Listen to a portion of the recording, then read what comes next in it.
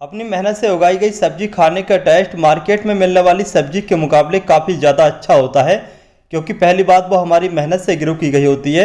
इसके अलावा पूरे ऑर्गेनिक तरीके से ग्रो की गई होती है, इसलिए मार्केट में मिलने वाली सब्जी के मुकाबले काफ़ी ज़्यादा स्वादिष्ट होती है। सामने जो आप ये बड़े बड़े कद्दू देख रहे हैं, इन कद्दू को हमने ग्रो बैग में अपने घर की छत पर ग्रो किया हुआ है। तो अगर आप चाहते हैं अपने घर की छत पर किचन गार्डन में ग्रो बैग में या फिर गमलों में बड़े बड़े कद्दू को ऑर्गेनिक तरीके से ग्रो करना, तो आज की हमारी इस वीडियो को आप शुरू से लास्ट तक जरूर देखें, क्योंकि आज की इस वीडियो में हम आपको दिखाएंगे कद्दू के बीज लगाने से लेकर बड़े बड़े कद्दू हार्वेस्ट करने तक। इसके अलावा अगर आप हमारी ये वीडियो फेसबुक पर देख रहे हैं तो हमारे पेज को लाइक, अगर यूट्यूब पर देख रहे हैं तो हमसे जुड़ने के लिए हमारे चैनल को सब्सक्राइब जरूर कर लीजिए। अपने किचन गार्डन में ऑर्गेनिक तरीके से बड़े बड़े कद्दू ग्रो करने के लिए हम स्टार्टिंग से बात करेंगे। सबसे पहले हम बात करेंगे बीज की। तो जो भी आप बीज लें वो बीज बढ़िया कंपनी का होना चाहिए, अच्छी क्वालिटी का होना चाहिए, तभी आपका जो बीज है वो अच्छे तरीके से ग्रोथ कर पाएगा। अगर आप बेकार बीज खरीदेंगे तो आपका पौधा अच्छे तरीके से ग्रो नहीं हो पाएगा और उस पर फ्रूटिंग होने के भी बहुत ही कम चांस होते हैं। तो आप जो भी बीज खरीदें तो उसकी वैरायटी मतलब उसका कंपनी का अच्छा तरीके से ध्यान रखें, अच्छी कंपनी का बीज खरीदें। हो सके तो आप ऑनलाइन बीज खरीदने से बचें, बल्कि आप अपने लोकल एरिया से ही बीज का पैकेट खरीदें। बीज का पैकेट खरीदते समय यहाँ पर एक बात का यह ध्यान रखें, अगर आप चाहते हैं कि आपका पौधा अच्छे तरीके से ग्रोथ कर पाए, उस पर ज़्यादा फ्रूटिंग हो, तो आप जो बीज का पैकेट खरीदें वो किसानों वाला बीज का पैकेट खरीदें। किसानों वाला जो बीज का पैकेट होता है बढ़िया क्वालिटी का होता है, क्योंकि किसान को अपनी फसल तैयार करनी होती है, तो जो फसल तैयार करने के लिए बीज आते हैं वो बढ़िया बीज होते हैं। तो जैसे कि मेरे हाथ में यहाँ पर ये बीज देख रहे हैं, मैंने किसानों वाला बीज खरीदा हुआ है। इन बीज को हम डायरेक्ट नहीं लगाएंगे, बल्कि 12 घंटे तक या फिर एक रात के लिए पानी में भिगो के रखेंगे। उसके बाद में इन बीज को हम लगाएंगे। रात भर पानी में भिगो के रखने के लिए हमने यहाँ पर इस गिलास में पानी ले रखा है। इस गिलास के पानी में हमने इतने बीज डाले हैं जितने बीज हमें लगाने हैं। इसके अलावा यहाँ पर एक बात का ये ध्यान रखें, जो बड़े बड़े बीज हैं उनको ही लगाना चाहिए, जो छोटे छोटे बीज हैं उनको नहीं लगाना चाहिए, क्योंकि जो छोटे बीज होते हैं उनकी ग्रोथ अच्छी तरीके से नहीं हो पाती है और जो पौधा उगेगा वो भी अनहेल्थी होगा। इसके अलावा जो भी बीज हम रात भर भिगो के रखने के बाद लगाएंगे उनको डायरेक्ट बड़े गमले में या फिर ग्रो बैग में नहीं लगाएंगे, बल्कि हम कद्दू की पहले पौध तैयार करेंगे और पौध तैयार करने के बाद जब हमारी पौध तैयार हो जाएगी उसके बाद में हम बड़े गमले में या फिर ग्रो बैग में ट्रांसप्लांट कर देंगे। इसके अलावा ग्रो बैग में ट्रांसप्लांट करने से पहले जो भी आप पौध तैयार करेंगे उस पौध को आपको सील्ड ट्रे में तैयार नहीं करना है, बल्कि इस तरीके का कोई भी पानी वाला गिलास लेना है और उसमें मिट्टी भरने के बाद बीज को लगा देना है। इसके अलावा जो भी आप बीज लगाएंगे इस तरीके के गिलास में, तो पहले उसकी बॉटम साइड में एक हॉल जरूर कर लें, जिससे कि एक्स्ट्रा पानी, फालतू पानी आसानी से बाहर निकल जाए। तो चलिए इस प्लास्टिक के बॉटम साइड में हम एक हॉल कर लेते हैं, जिससे कि एक्स्ट्रा पानी आसानी से बाहर निकल जाए। इसके अलावा बहुत सारे लोग क्या करते हैं कि सीलिंग ट्रे में कद्दू की बेल की पौध तैयार करते हैं, तो क्या होता है कि वो पौध अच्छे तरीके से तैयार नहीं हो पाती, क्योंकि सीलिंग ट्रे की गहराई कम होती है। तो आप कोशिश करें बड़े से बड़ा गिलास का इस्तेमाल करें, जैसे कि हम यहाँ पर ये ले रहे हैं, लगभग 4 इंच गहराई तो होती है इसकी, तो इसमें अच्छी तरीके से पौध तैयार हो जाएगी। चलिए अब हम पौध को तैयार करने के लिए मिट्टी भर लेते हैं। 60% अपने गमलों की मिट्टी लेंगे और 40% गोबर की खाद, दोनों को मिक्स करने के बाद चलिए गिलास में भर लेते हैं। मिट्टी तैयार करने के बाद हमने इस प्लास्टिक के गिलास में मिट्टी को भर लिया है। अब चलिए बीज को लगाने का सही तरीका जानते हैं। बहुत सारे लोग क्या करते हैं कि कैसे भी बीज को मिट्टी के अंदर डाल देते हैं और डालने के बाद कहते हैं कि यार हमारा पौधा होगा ही नहीं। तो पौधा उगने की 2 वजह होती हैं। पहली बात यह है कि आपने बीज को लेटा कर लगाया है या फिर उल्टा लगाया है। तो बीज को लगाने का जो सही तरीका है, ये चोंच वाला हिस्सा नीचे रखना है और जो दूसरी साइड में आप गोल वाला हिस्सा देख रहे हैं ये उसको ऊपर रखना है। तो इस तरीके से अगर आप बीज को लगाएंगे तो आपका जो बीज है वो अच्छे तरीके से ग्रोथ स्टार्ट करेगा। लेकिन अगर आप कैसे भी लिटा के बिछा के बीज को लगा देंगे तो कभी कभी ऐसा होता है कि मिट्टी में पड़ा पड़ा बीज खराब हो जाता है, गल सड़ जाता है। तो चलिए अब हम बीज को मिट्टी में लगा लेते हैं। मिट्टी में इस तरीके से, जैसे कि हम आपको बता चुके हैं, चोंच वाला हिस्सा नीचे रखना, गोल वाला हिस्सा ऊपर रखना। इस तरीके से 1 इंच गहरा मिट्टी के अंदर लगा देंगे। मिट्टी के अंदर बीज को लगाने के बाद अच्छे तरीके से पानी दे देंगे और पानी देने के बाद इस गिलास को हम ऐसी जगह रखेंगे जहां पर डायरेक्ट पूरा दिन की धूप आती हो। चपन कद्दू को ग्रो होने के लिए पूरा दिन की धूप मिलना बहुत ही ज़्यादा ज़रूरी होता है। कद्दू के बीज लगाने के 10 से 12 दिन के बाद आपके कद्दू की बेल की पौध इस तरीके से तैयार हो जाएगी। जब इस तरीके से पौध तैयार हो जाए तो आप इसको बड़े गमले में या फिर किसी भी ग्रो बैग में ट्रांसप्लांट कर दें। तो चलिए अब हम पौध को ट्रांसप्लांट कर लेते हैं। कद्दू की बेल को ग्रो बैग में या फिर गमले में ग्रो करने के लिए गमले की जो गहराई है वो कम से कम 15 इंच होना चाहिए। 15 इंच से कम का गमला या फिर कोई भी ग्रो बैग आपको नहीं लेना है। इसके अलावा जो भी ग्रो बैग ले रहे हैं या फिर इस तरीके का कोई भी गमला ले रहे हैं, उसके बॉटम साइड में अच्छे तरीके से देख लें इस तरीके से ड्रेनेज हॉल है या नहीं है। अगर नहीं है तो ड्रेनेज हॉल जरूर बना लें, जिससे कि फालतू पानी, एक्स्ट्रा वाटर आसानी से बाहर हो जाए। कद्दू की बेल को ग्रो करने के लिए यहाँ पर हमने इन 15 इंच के गहराई वाले ग्रो बैग को लिया हुआ है। चलिए अब हम बात करेंगे कद्दू की बेल को ग्रो करने के लिए आपको मिट्टी किस तरीके से तैयार करना चाहिए। तो कद्दू की बेल को ग्रो करने के लिए हमने अपने गमलों की गार्डन की मिट्टी 50%, 20% हमने नदी की रेत जिसको रिवर सैंड बोलते हैं, बाकी का हमने 20% गोबर की अच्छी तरीके से सड़ी गली खाद का इस्तेमाल किया। तीनों को अच्छी तरीके से मिक्स करने के बाद 2 मिट्टी हमने नीम खली डाल दी, जिससे कि फंगस की प्रॉब्लम न होने पाए। चलिए हमने मिट्टी को तैयार करने के बाद गमलों में भर लिया है। अब जो हमारी पौध है उसको ट्रांसप्लांट कर देते हैं। तो ट्रांसप्लांट करने के लिए हम यहाँ पर इन ग्लास को किसी भी ब्लेड की मदद से या फिर इस तरीके से चाकू की मदद से काट लेते हैं।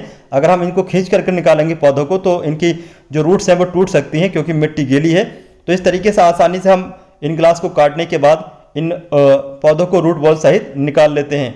चलिए अब हम इनको ग्रो बैग में लगा देते हैं। ग्रो बैग में आपको ज़्यादा गहराई तक नहीं लगाना, जितना आपका रूट बॉल है इतना ही आपको मिट्टी के अंदर इन पौधों को दबाना है। कद्दू के इन छोटे पौधों को ग्रो बैग में लगाने के बाद पहली बार हम अच्छे तरीके से पानी देंगे। पानी इतना देंगे जिससे कि अच्छे तरीके से ड्रेनेज होल से पानी बाहर आ जाए। उसके बाद में हम इन ग्रो बैग को ऐसी जगह रखेंगे जहाँ पर डायरेक्ट पूरा दिन की धूप आती हो। कद्दू के ग्रो होने के लिए पूरा दिन की धूप मिलना बहुत ही ज़्यादा ज़रूरी है। अगर आप इसको ऐसी जगह रख देंगे जहाँ पर डायरेक्ट पूरा दिन की धूप नहीं आ रही, तो आपकी जो कद्दू की बेल है वो अच्छे तरीके से ग्रो नहीं हो पाएगी। हो सकता है धूप की कमी से आपका जो पौधा है वो खराब हो जाए, सूख जाए। इसके अलावा अगर हम बात करें कद्दू को ग्रो करने के जो सही मौसम है, सही सीजन है, वो कौन सा होता है, तो कद्दू को ग्रो करने का जो सही मौसम है वो होता है लास्ट फरवरी से लेकर के लास्ट जुलाई तक। इस दौरान आप कभी भी कद्दू की बेल को ग्रो कर सकते हैं। तो हमने यहाँ पर 4 पौधे इन 4 ग्रो बैग में लगा दिए हैं अच्छी तरीके से। अब हम पानी दे रहे हैं अच्छे तरीके से। पहली बार जैसे कि हम आपको बता चुके हैं, अच्छे तरीके से पानी देंगे। पानी इतना देंगे जिससे कि नीचे ड्रेनेज होल से पानी बाहर आ जाए, जिससे कि हमारे जो छोटे पौधे हैं इनकी जो रूट बॉल है वो अच्छे तरीके से मिट्टी से चिपक जाए। कद्दू के छोटे पौधों को ग्रो बैग में लगाने के 15 दिन के बाद का ये रिजल्ट है।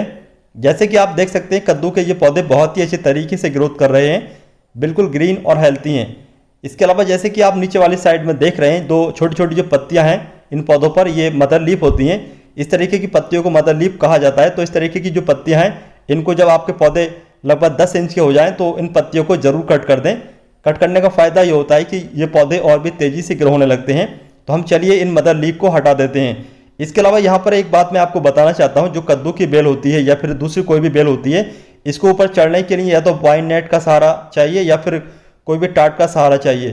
तो टाट के सहारे या फिर वाइन नेट के सहारे हमारा ये कद्दू की बेल, लौकी की बेल या फिर तोरई की बेल या फिर जो दूसरी बेल होती हैं वो आसानी से ग्रो होती हैं, अच्छी तरीके से फैलती हैं। तो चलिए इनको फैलने के लिए, ऊपर चढ़ाने के लिए हम सबसे पहले तो इन ग्रो बैग में छोटे छोटे बांस गाड़ लेते हैं। और बांस गाड़ने के बाद में उन बांस में हम सुतली बांध देंगे। सुतली बांधने के बाद हमारी जो ये बेल है इस तरीके से सुतली के सहारे ऊपर चढ़ती रहेगी। तो हमने यहाँ पर पतले पतले बांस गाड़ने के बाद इस तरीके से सुतली के सहारे इन पौधों को बांध दिया था। और बांधने के 4 दिन के बाद का ये रिजल्ट है, हमारी ये बेल अच्छी तरीके से ग्रोथ कर रही हैं। इन कद्दू की बेल को सुतली के सहारे बांधने के 1 महीने के बाद का ये रिजल्ट है। जैसे कि आप देख सकते हैं सुतली के सहारे हमारी ये बेल ऊपर चल रही है। बेल बिल्कुल ग्रीन और हेल्थी है, अभी तक किसी तरह का कोई बीमारी ने अटैक नहीं किया है। और ऊपर साइड में आप देख सकते हैं यहाँ पर हमने बांस की खपचे या फिर बांस पतले पतले बांध दिए हैं, मतलब एक टाट सा बना दिया है। और दूसरी साइड में हमने एक बाइन नेट भी बांध दिया है। अब बारी आती है इन पौधों पर बंजी कटिंग करने की। तो चलिए बंजी कटिंग भी कर लेते हैं। तो आपको बंजी कटिंग इस तरीके से करनी है, कोई खास काम नहीं करना है, बल्कि आपको पौधे को टॉप के एरिया से इस तरीके से पिंच करना होगा। और पिंच करने के बाद में 3 से 4 दिन के बाद आपको कोई भी फर्टिलाइजर इस्तेमाल करना होगा, वर्मी कंपोस्ट, गोबर की खाद या फिर मस्टर्ड केक का लिक्विड फर्टिलाइजर। फर्टिलाइजर इस्तेमाल करने से क्या होगा कि आपका जो पौधा है वो ज़्यादा साइड ब्रांचेस निकालने लगेगा और आपका पौधा तेज़ी से बढ़ने लगेगा। चलिए अब हम पौधे की मिट्टी में वर्मी कंपोस्ट या फिर गोबर की खाद ऐड कर लेते हैं। गोबर की खाद या फिर वर्मी कंपोस्ट को ऐड करने से पहले इस तरीके से आपको 2 से 3 इंच गहरी मिट्टी निकालनी होगी। मिट्टी को निकालने के बाद लगभग 100 ग्राम 15 इंच के ग्रो बैग में या फिर गमले में वर्मी कंपोस्ट या फिर गोबर की खाद इस तरीके से डालने के बाद वापस से आप इस गोबर की खाद को या फिर मिट्टी को ढक दीजिए। और ढकने के बाद आप इसको अच्छी तरीके से पानी दीजिए। इसके अलावा यहाँ पर मैं आपको एक बात बताना चाहता हूँ, अगर आपके पास गोबर की खाद या वर्मी कंपोस्ट नहीं है तो आप इसकी जगह मस्टर्ड केक का लिक्विड फर्टिलाइजर या फिर जाइम फर्टिलाइजर भी इस्तेमाल कर सकते हैं। वैसे तो गोबर की खाद या फिर वर्मी कंपोस्ट आपको आसानी से मिल जाएगा। इसके अलावा आप चाहें तो जो मील की खाद होती है, मील की गन्ना मील की जो खाद होती है वो बहुत ही अच्छा रिजल्ट देती है, खासतौर से वाइन वाले प्लांट के लिए। अगर आप मील वाली खाद इस्तेमाल करेंगे तो आपके जो पौधे की ग्रोथ है वो बहुत तेज़ी से ग्रोथ बढ़ेगी। तो चलिए हमने यहाँ पर ग्रो बैग में थोड़ा वर्मी कंपोस्ट ऐड कर दिया है। ऐड करने के बाद जैसे कि हम आपको बता चुके हैं वापस से मिट्टी को ढक दिया है। इस तरीके से सारे ग्रो बैग में हम वर्मी कंपोस्ट को ऐड कर दें। कद्दू की इन बेलों को हमने फर्टिलाइजर दिया था। फर्टिलाइजर देने के बाद कद्दू की इन बेलों की ग्रोथ बहुत तेज़ी से बढ़ी। ये पूरे टाट पर फैल चुकी हैं, अच्छी तरीके से बाइंड नेट पर भी पहुंच चुकी हैं। अब देख सकते हैं यहाँ पर फूल भी आना शुरू हो चुके हैं, कुछ मेल कुछ फीमेल फूल अच्छे तरीके से आ चुके हैं, यानी कि आने वाले समय में काफ़ी सारे फल भी बनना शुरू हो जाएंगे। लेकिन सबसे बड़ी दिक्कत यहाँ पर ये आती है कि अगर आपके फल छोटे छोटे पीले होकर के काले होकर के गिर रहे हैं तो इसकी क्या वजह होती है। तो इस तरीके की जो काले पीले फल गिरने लगते हैं तो इसकी वजह होती है पॉलिनेशन की कमी। अगर आपके गार्डन में मधुमक्खियाँ नहीं आएंगी या फिर दूसरे कीट जो पॉलिनेशन करते हैं वो नहीं आएंगे तो आपके जो फल छोटे छोटे हैं वो इस तरीके से काले पीले होकर के गिर सकते हैं। अगर आपके गार्डन में मधुमक्खियाँ नहीं आ रही हैं तो आप चाहें तो हैंड पॉलिनेशन भी कर सकते हैं। हैंड पॉलिनेशन की मदद से भी आप जो फीमेल फल हैं मतलब फूल हैं उनको फल में कन्वर्ट कर सकते हैं। तो जैसे कि आप यहाँ पर देख रहे हैं इस तरीके के जो भी फीमेल फूल हैं उनको आप फल में कन्वर्ट कराने के लिए सबसे पहले तो ध्यान रखें आप किसी भी शहद का स्प्रे करें जिससे कि मधुमक्खी आपके गार्डन में आएँ और वो अपना काम शुरू करें। जैसे कि आप यहाँ पर देख रहे हैं इस फीमेल फूल के अंदर कितनी सारी मधुमक्खियाँ आई हुई हैं। हमने अपनी बेल पर शहद का स्प्रे किया था। शहद का स्प्रे करने की वजह से अब यहाँ पर काफ़ी सारी मधुमक्खियाँ भी आ चुकी हैं जो कि अपना पॉलिनेशन वाला काम कर रही हैं। जैसे कि आप यहाँ पर देख रहे हैं कितनी सारी मधुमक्खियाँ इस फूल के अंदर अपना काम कर रही हैं। लेकिन कभी कभी ऐसा होता है कि मधुमक्खियाँ शहद के इस्तेमाल करने से भी नहीं आती, तो आप चाहें तो हैंड पॉलिनेशन कर सकते हैं। हैंड पॉलिनेशन करने के लिए आप चाहें तो कान साफ करने वाली सलाई का इस्तेमाल कर सकते हैं या फिर पैंट का जो छोटा ब्रश होता है उसका भी सहारा ले सकते हैं। इसके अलावा इस तरीके से भी आप हैंड पॉलिनेशन कर सकते हैं। जैसे कि मेरे हाथ में यहाँ पर ये देख रहे हैं ये मेल फूल है, तो मेल फूल का इस तरीके से सारी पत्तियों को हटाने के बाद अंदर का जो इस तरीके का पीला पीला भाग निकलता है, इस पीले पीले भाग को आप फीमेल फूल के अंदर टच करें तो इससे क्या होगा कि हैंड पॉलिनेशन हो जाएगा। तो चलिए हम फीमेल फूल को ढूंढते हैं, उस पर हैंड पॉलिनेशन करते हैं। तो जैसे कि यहाँ पर आप देख रहे हैं ये है फीमेल फूल जो कि पीछे से गांठ बनी हुई होती है, तो ये फीमेल फूल होता है। तो इस तरीके के फीमेल फूल को हम जो हमने मेल फूल की पत्ती हटाई हैं, जो मेल फूल के अंदर पीला पीला कलर का जो भाग है उसको टच कर लेंगे। तो सबसे पहले हमने यहाँ पर इस फीमेल फूल के आगे से थोड़ा इसको कट कर दिया है जिससे कि हम हैंड पॉलिनेशन कर सकें। तो जैसे कि आप देख रहे हैं यहाँ पर जो ये पीला भाग है इस फीमेल फूल के अंदर, तो इसको हम जो हमारा मेल फूल है उसको टच करेंगे इस तरीके से। तो क्या होगा, इस तरीके से टच करने से हैंड पॉलिनेशन हो जाएगा और हमारा जो ये फल है ये सेट हो जाएगा, फल में ये फूल कन्वर्ट हो जाएगा। तो इस तरीके से अगर आपके गार्डन में मधुमक्खियाँ नहीं आ रही हैं, फल काले पीले होकर के गिर रहे हैं, तो इस तरीके से हैंड पॉलिनेशन करके आप उन फलों को छोटे छोटे फलों को फल में कन्वर्ट कर सकते हैं। तो चलिए देखते हैं आने वाले समय में हमारा ये हैंड पॉलिनेशन काम करता है या नहीं करता है, कितने फल बनते हैं या फिर नहीं बनते हैं। मेल फूल को फीमेल फूल में टच करने के बाद यानी कि हैंड पॉलिनेशन करने के बाद का रिजल्ट आपके सामने है। जो फूल था वो फल में कन्वर्ट हो चुका है जैसे कि आप यहाँ पर देख सकते हैं। तो इस तरीके से आप हैंड पॉलिनेशन करके काफ़ी सारे फल सेट कर सकते हैं। तो देखते हैं आने वाले समय में हम कितने फलों को सेट कर लेते हैं और फल कब तक हार्वेस्ट के लिए तैयार होते हैं। ग्रो बैग में लगी हुई इन कद्दू की बेल पर काफ़ी समय से काफ़ी सारे फ्रूट आए जिनको हमने टाइम टू टाइम हार्वेस्ट कर लिया था। इसके अलावा यहाँ पर जैसे कि देख सकते हैं काफ़ी सारे फल अभी भी लगे हुए हैं। चलिए अब ये फल हार्वेस्ट के लिए बिल्कुल तैयार हो चुके हैं, इनको चलिए हार्वेस्ट कर लेते हैं। तो दोस्तों आज की इस वीडियो में बताई गई ये सारी जानकारी कद्दू को बीज से लगाने से लेकर हार्वेस्ट करने तक आपको कैसे लगी, इसके बारे में आप हमें कमेंट बॉक्स में कमेंट करके जरूर बताइए। अगर आपको आज की हमारी इस वीडियो की ये जानकारी पूरी अपडेट के साथ अच्छी लगती है तो आप हमारी वीडियो को लाइक करने के साथ अपने दोस्तों या फिर रिश्तेदारों के साथ शेयर जरूर करें जिससे कि इस वीडियो का फ़ायदा आपके दोस्तों या फिर रिश्तेदारों को हो सके। अगर हमसे कोई बात रह गई है, छूट गई है, तो आप इसके बारे में हमें कमेंट बॉक्स में कमेंट करके बता सकते हैं जिसके बारे में हम आपको अगली वीडियो में फिर से नई जानकारी के साथ वीडियो अपलोड कर देंगे। तो चलिए दोस्तों चलते हैं, फिर मिलते हैं अगली वीडियो में, तब तक के लिए बाय।